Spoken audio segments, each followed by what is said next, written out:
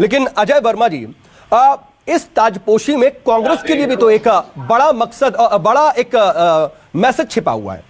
पूर्वोत्तर में एक तरीके से कांग्रेस मुक्त पूर्वोत्तर को बढ़ाने में सबसे बड़ी भूमिका हेमंता बिस्वा शर्मा की है, और अब उन्हें ताजपोशी उनकी कराई जा रही है। इस पूरी स्थिति को अगर हम देखते हैं तो कहीं ना कहीं आत्मचिंतन, आत्ममंथन की पूरी स्थिति कांग्रेस के लिए नजर आती, क्योंकि आपने पूरा जोर लगाया इस बार, एंटी इनकम्बेंसी का हवाला दे रहे थे, सीए एनआरसी की बात कर रहे थे, लेकिन कुछ भी काम नहीं आया कांग्रेस की बात भाई। जी सऊद भाई, देखिए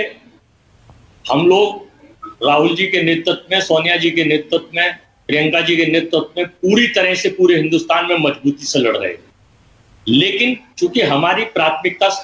सरकार बनानी नहीं थी, हम बिल्कुल आपको साफ बता रहे हैं, हमारी प्राथमिकता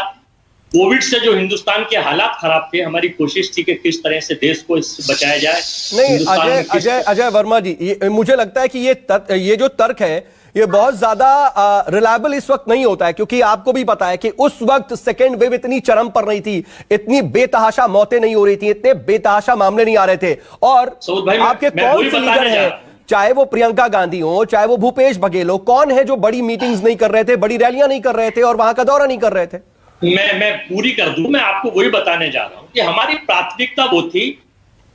लेकिन आसाम में और केरला में हम लोगों को, मतलब हमारे वैसे तो पांचों स्टेटों में हमारी पार्टी के सारे लोग, हमारे स्टार प्रचारक, हमारे नेता, हमारे कार्यकर्ता, हमारे वर्कर मजबूती के साथ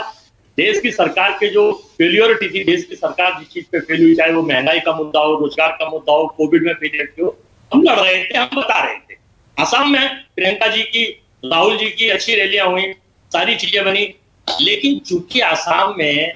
जो इस वक्त हालात थे, हम लोगों ने बिल्कुल कोशिश करी थी कि सीए और एनआरसी के मुद्दे पर हम लोग मजबूती से उस स्टेट में उस तरीके से जिनकी डिमांड है, क्योंकि पिछली बार आपने देखा 25 लाख से ज्यादा लोगों के, मैं लेकिन हेमंता बिस्वा शर्मा की ताजपोशी पर जरा आपसे रिएक्शन चाह रहा था ना। मैंने तो वो परिप्रेक्ष्य में तमाम बातें कही, लेकिन ये जो मैसेज है आपके लिए भी तो एक मैसेज है। नहीं, इसमें हमारी पार्टी मजबूती के साथ चिंतन कर रही है। आज मीटिंग भी कोविड के ऊपर, वैसे आज मीटिंग है हमारी राष्ट्रीय अध्यक्ष सोनिया गांधी जी ले रही हैं, लेकिन हेमंत विश्वकर्मा को, भाई इनका पार्टी का अंदरूनी मामला है कि ये सोनोवाल को बनाया या विश्वकर्मा जी को, इनको बनाया या किसी और को बनाया। लेकिन चूंकि जोड़तोड़ की राजनीति में माहिर और देश के एक बहुत बड़े नेता का आशीर्वाद इनको, जो तो जब तक वो खाटे कांग्रेसी थे तब तक वो जोड़तोड़ में माहिर नहीं थे। नहीं, 14 में उन्होंने पार्टी छोड़ी, उनकी अपनी व्यक्तिगत राय थी, लेकिन कांग्रेस पार्टी ने इनको देने में कभी कोई कसर न छोड़ी, 2-3 बार। ठीक है, नहीं लेकिन अजय जी, क्या आपको लगता नहीं है अभी तक तो कांग्रेस के पास एक बात रहती थी, एक तथ्य रहता था, तर्क रहता था कि ठीक है, जो भी पार्टी छोड़ करके जा रहा है उसे बहुत बड़ा पोर्टफोलियो तो नहीं मिलता है, ठीक है, कहीं ना कहीं अपने कद के मुताबिक